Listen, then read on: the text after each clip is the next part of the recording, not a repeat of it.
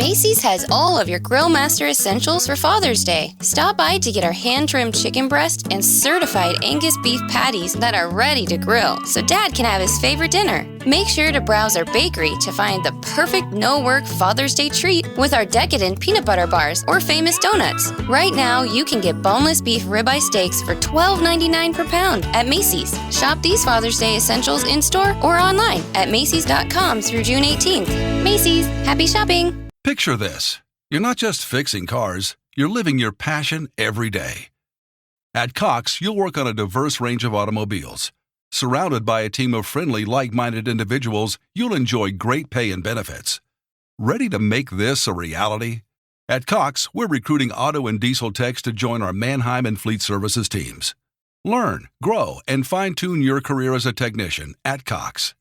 Find out more at cox.career/autotech.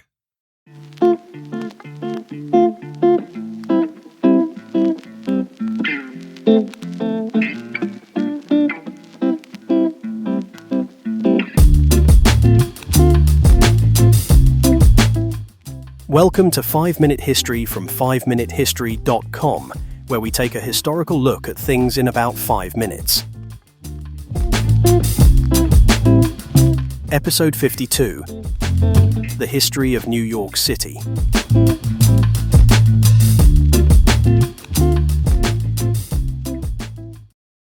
The history of New York City is a rich and complex narrative that spans over 4 centuries, evolving from a small colonial settlement into one of the most influential and recognizable cities in the world. Its story is shaped by immigration, commerce, cultural development, and its role as a global hub for finance and art. As a city constantly reinventing itself, New York reflects the resilience and ambition that have come to define it.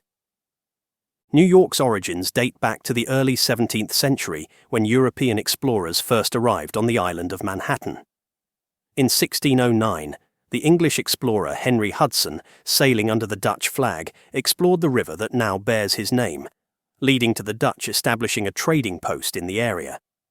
The Dutch named the settlement New Amsterdam in 1625, as it became the capital of the Dutch colony of New Netherland.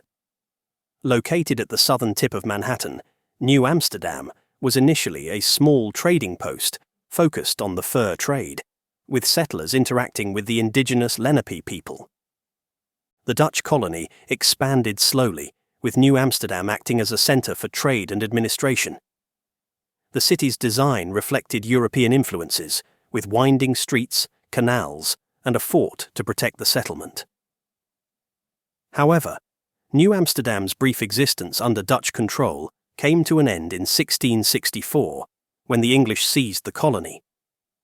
They renamed it New York in honor of the Duke of York, who would later become King James II of England.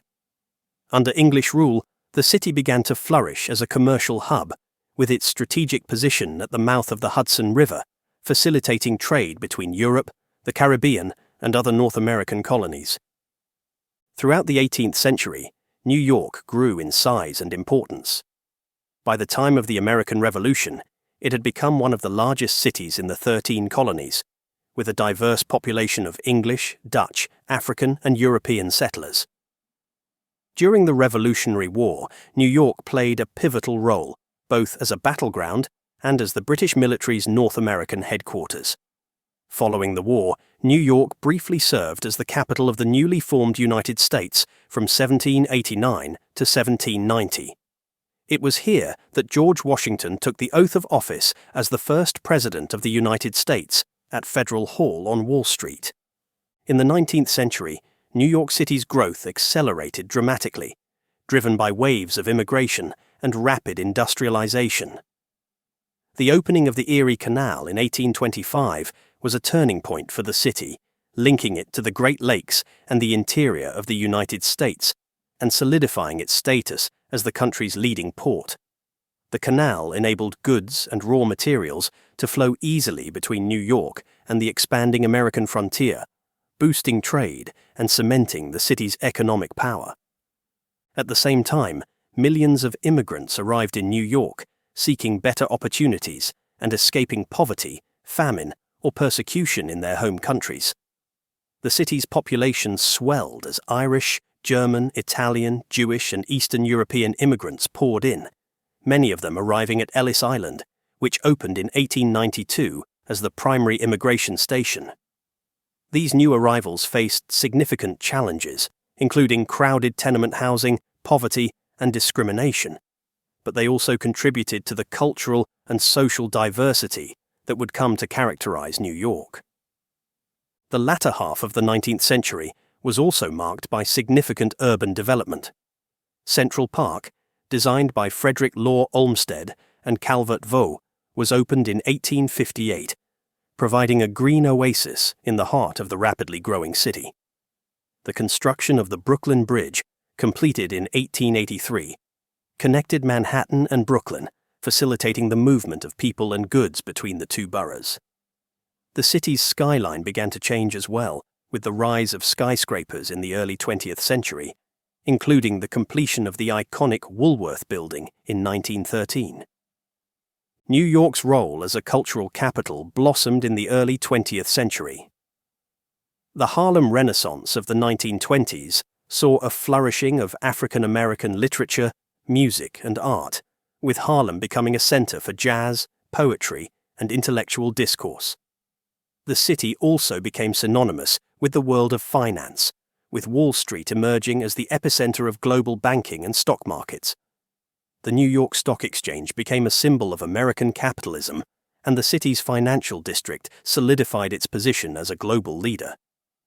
The Great Depression of the 1930s brought hardship to New York, as it did across the United States, but the city also witnessed some of the most ambitious public works projects of the era. Mayor Fiorello LaGuardia and President Franklin D. Roosevelt's New Deal programs funded the construction of bridges, parks, and public buildings that transformed the city's infrastructure. The completion of the Empire State Building in 1931, at the height of the Depression, symbolized New York's resilience and determination to rise above adversity. Following World War II, New York experienced a new wave of growth and transformation. The United Nations established its headquarters in the city in 1946, reinforcing New York's role as a center for international diplomacy. The post-war economic boom led to the expansion of the middle class, suburbanization, and the rise of consumer culture.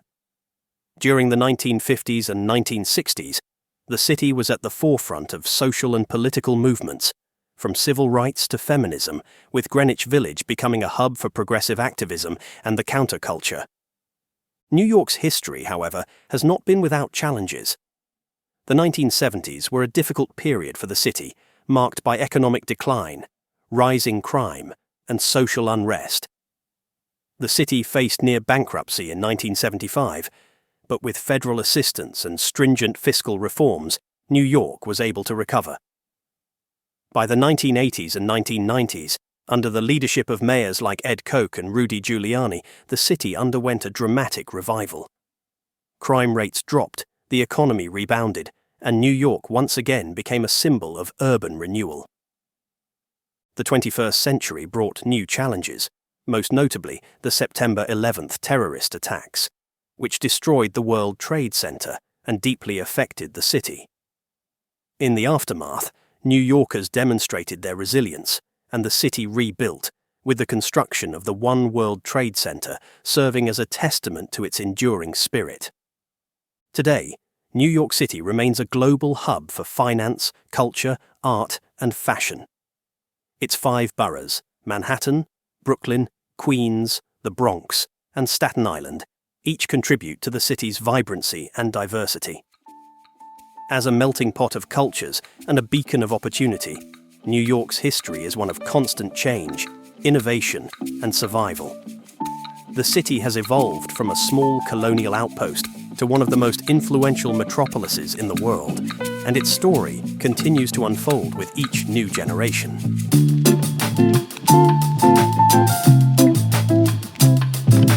I hope you enjoyed that episode of the 5-Minute History Podcast from 5minutehistory.com.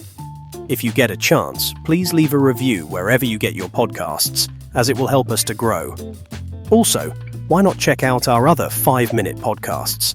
5-minute biographies, 5-minute murder, 5-minute mysteries, and 5-minute warfare. Thanks for listening, and I'll see you next week.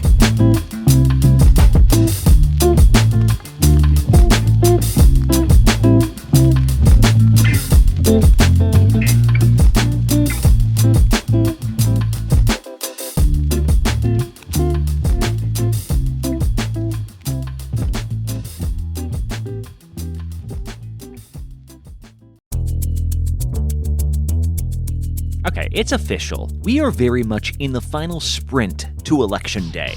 And face it, between debates, polling releases, even court appearances, it can feel exhausting, even impossible to keep up with. I'm Brad Milkey. I'm the host of Start Here, the daily podcast from ABC News. And every morning, my team and I get you caught up on the day's news in a quick, straightforward way that's easy to understand, with just enough context so you can listen, get it, and go on with your day. So, kickstart your morning. Start smart with Start Here and ABC News, because staying informed shouldn't feel overwhelming.